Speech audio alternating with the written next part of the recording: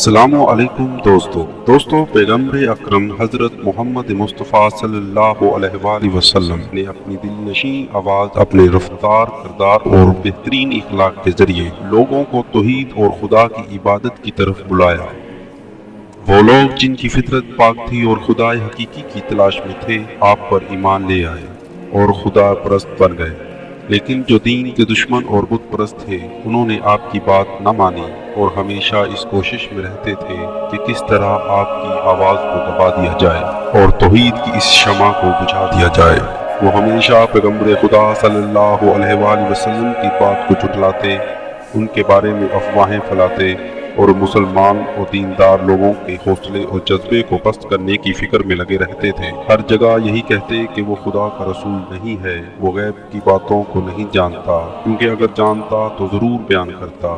مشرکین اور بت پرستوں نے ایک گروہ کو نجران بھیجا تاکہ وہاں جا کر یہودی علماء سے کچھ سوالات معلوم کرتے اور اس کا جواب رسول اللہ صلی اللہ علیہ وآلہ وسلم سے جا کر پوچھے تاکہ وہ ان کا جواب دے سکیں۔ وہ لوگ سوال پوچھ کر مکہ واپس آئے اور حضرت محمد صلی اللہ علیہ وآلہ وسلم کے چچا جناب ابو طالب سے کہا، تمہارے بھتیجے کا کہنا ہے کہ خدا کی طرف سے اس پر وحی نازل ہوتی ہے، ہم کچھ سوالات لے کر آئے ہیں، اگر اس نے صحیح جواب دے دیا تو ہم بھی اس کی تائید کریں گے، اور اگر جواب نہ دے سکا تو پہلے کی طرح اس کو جھٹلائیں گے۔ جناب ابو طالب نے فرمایا، رسول خدا حضرت محمد مصطفیٰ صلی اللہ علیہ وآلہ وسلم سے جو کچھ پوچھنا ہو پوچھ لو۔ انہوں نے رسول خدا صلی اللہ علیہ وآلہ وسلم سے 3 سوال کیے، جن میں سے ایک سوال اور اس کا جواب ہم یہاں پیش کر رہے ہیں۔ ان کا سوال یہ تھا کہ وہ جوان جنہوں نے ظالم بادشاہ سے ڈر کر ایک غار میں پناہ لی تھی، ان کی داستان کیا ہے، بیان کریں۔ خدا نے اسی وقت سورہ کہف کو نازل کیا اور ان کے سوال کا جواب دیا۔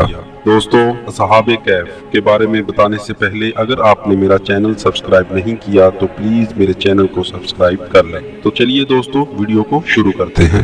دوستو، دقیانوس نے اپنے ظلم و ستم اور فوجی طاقت کے بل بوتے پر بہت بڑی سلطنت حاصل کی اور پھر اپنے لیے بہت ہی عالیشان محل بنوایا۔ غرور تکبر کے ساتھ تخت پر بیٹھا، اپنے لیے کچھ وزیر اور کچھ محافظ منتخب کیے اور پھر حکومت کرنے لگا۔ کچھ عرصے بعد خدائی کا دعویٰ کرنے لگا اور اپنے دربار والوں اور دوسرے تمام لوگوں سے کہا کہ صرف میری اطاعت اور عبادت کرو، اور جو بھی میرے حکم کی مخالفت کرے گا اس کو سخت سزا دوں گا۔ اسی طرح کچھ سال گزر گئے۔ ایک دن جب وہ غرور و تکبر میں مست اپنے تخت پر بیٹھا ہوا تھا، ایک آدمی تیزی سے دوڑتا ہوا آیا اور خبر دی، بادشاہ سلامت، ابھی خبر ملی ہے کہ ایک لشکر تیزی سے ہماری طرف حملہ کرنے کے لیے بڑھ رہا ہے اور سرحد پار کرنے والا ہے۔ یہ خبر سنتے ہی دقیانوس کے چہرے پر ہوائیاں اڑنے لگیں اور ڈر کے مارے اس کا چہرہ پیلا پڑ گیا۔ یہ دیکھ کر اس کا وزیر اور دربار والے بھی تعجب میں پڑ گئے کہ ابھی تو اس کی خدائی کا دعویٰ تھا، اب کیا ہو گیا؟ اس کا ایک وزیر سوچنے لگا، دقیانوس خدا ہونے کا دعویٰ کرتا ہے اور لوگوں سے کہتا ہے کہ تمام چیزیں میرے قبضے میں ہیں، لیکن وہ خود بھی دوسرے لوگوں کی طرح ایک عام آدمی ہے، کیونکہ وہ بھی کھانے اور پانی کا محتاج ہے، کبھی خوش ہوتا ہے، کبھی ڈرتا ہے، کبھی جاگتا ہے، کبھی سو جاتا ہے۔ یہ سب کام تو خدا کے نہیں ہو سکتے اور یہ صفات خدا کے لیے نامناسب ہیں۔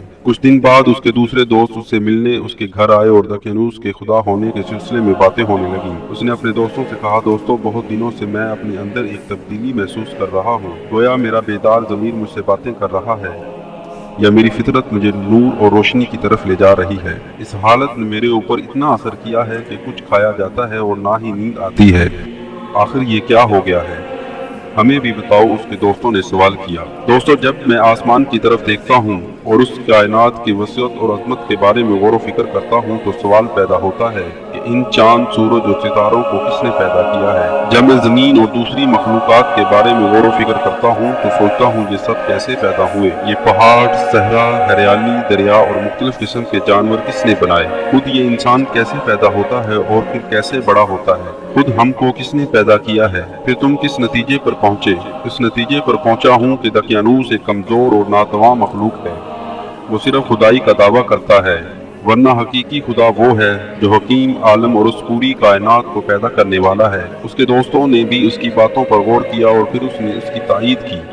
سب نے طے کیا کہ دقیانوس کے شر سے بچنے کے لیے ہمیں اس شہر سے نکلنا ہوگا، اور آخرکار پورے ارادے کے ساتھ شہر سے باہر نکلے اور ایک بیابان کی طرف چل دیے۔ راستے میں ان کو ایک چرواہا ملا، انہوں نے کچھ دیر اس کے پاس آرام کیا اور اسے باتیں کرنے لگے۔ پھر جب وہ چلنے لگے تو وہ بھی ان کے ساتھ ہو لیا اور اس کا کتا بھی آ گیا۔ انہوں نے کہا کہ اس کتے کو اپنے ساتھ کیوں لا رہے ہو؟ وہ ہمارے لیے خطرہ پیدا کر سکتا ہے اور اس کے ذریعے سے دشمن ہم سے باخبر ہو سکتا ہے۔ انہوں نے بہت کوشش کی کہ کسی طرح کتے کو بھگائیں، لیکن کامیاب نہ ہو سکے۔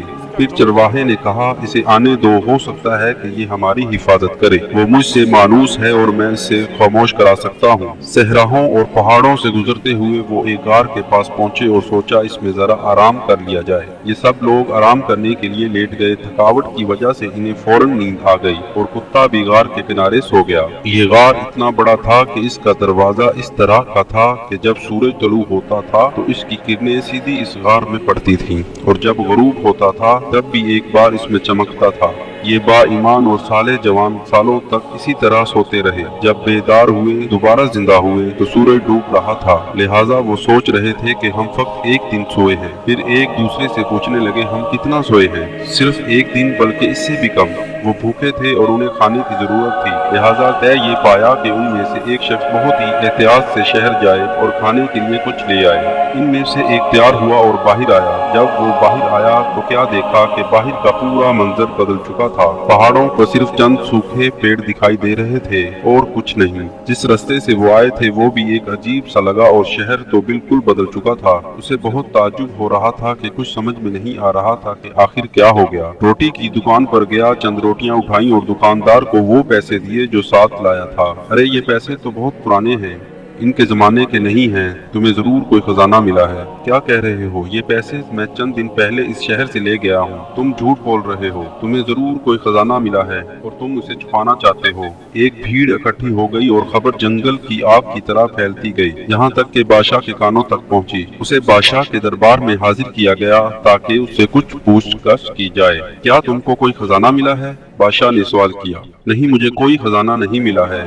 میں جب اس شہر سے نکلا تو لوگ مجبور تھے کہ دقیانوس کی عبادت اور پرستش کرتے، اور جب واپس شہر میں آیا ہوں تو سب کچھ بدلا ہوا ہے۔ یہ کہانی شاید تم نے اس لیے گھڑی ہے تاکہ ہم کو بے وقوف بناؤ۔ تمہیں معلوم ہے کہ ہمارے پیغمبر جناب عیسیٰ علیہ السلام نے فرمایا ہے کہ اگر کسی کو خزانہ ملے تو اس کا 5واں حصہ اس سے لیا جائے اور باقی اس کے حوالے کیا جائے۔ آخر آپ لوگ میری بات مان کیوں نہیں رہے؟ میں اسی شہر کا رہنے والا ہوں اور جو کچھ کہہ رہا ہوں حقیقت ہے۔ کیا اس شہر میں تمہارا گھر بھی ہے؟ ہاں ہے، آئیے میں آپ کو اپنا گھر دکھاتا ہوں۔ بادشاہ اور کچھ لوگ اس کے ساتھ گئے تاکہ دیکھیں کیا یہ صحیح کہہ رہا ہے۔ یہاں میرا گھر ہے، جی ہاں یہی گھر ہے۔ دروازہ کھٹکھٹایا گیا، ایک بوڑھے آدمی نے دروازہ کھولا اور پوچھا، کون؟ کیا کام ہے؟ بادشاہ نے کہا، اس شخص کا کہنا ہے کہ یہ گھر اسی کا ہے، اس کی کہانی بھی بڑی عجیب و غریب ہے۔ بوڑھے نے پوچھا تو اس جوان نے اپنا نام بتایا اور گھر کی کچھ نشانیاں بتائیں۔ وہ بوڑھا اس جوان کے قدموں میں گر پڑا اور اس کے ہاتھوں کو چومنے لگا۔ جو نام آپ نے بتایا ہے وہ تو میرے دادا جان کا نام ہے۔ بادشاہ سلامت۔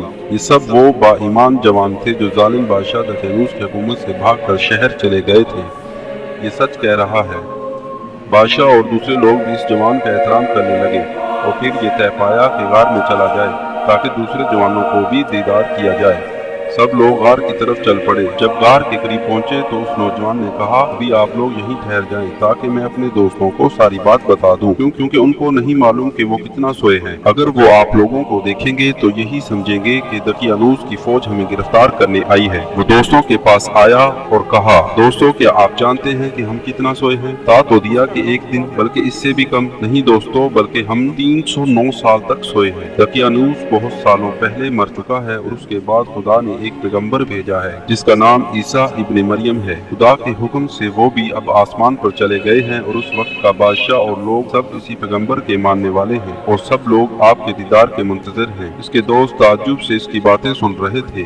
ان میں سے ایک نے کہا، تم کیا کہہ رہے ہو؟ کیا یہ چاہتے ہو کہ ہم لوگوں کے لیے عبرت بنے؟ پھر کیا کیا جائے؟ آؤ سب خدا سے دعا کرتے ہیں کہ دوبارہ ہم کو اسی طرح اپنی بارگاہ میں بلا لے۔ خدا نے ان کی دعا قبول کر لی اور پھر سے ہمیشہ کے لیے سو گئے۔ جب بہت دیر ہو گئی اور وہ باہر نہ نکلے تو بادشاہ اور اس کے اندر آئے، دیکھا کہ سب اسی دنیا سے جا چکے ہیں بادشاہ نے حکم دیا کہ اس غار کو ایک عبادت گاہ کی شکل دی جائے تاکہ قیامت تک کے لیے یہ یادگار رہے۔ تو دوستو امید کرتا ہوں کہ آج کی یہ ویڈیو آپ لوگوں کو ضرور پسند آئی ہوگی۔ اگر آپ لوگوں کو میری ویڈیو پسند آئی ہے تو پلیز میرے چینل کو سبسکرائب کر لیں اور ساتھ دیے گئے گھنٹی کے بٹن کو لازمی کلک کر لیں تاکہ ہر آنے والی ویڈیو آپ تک پہنچ سکے۔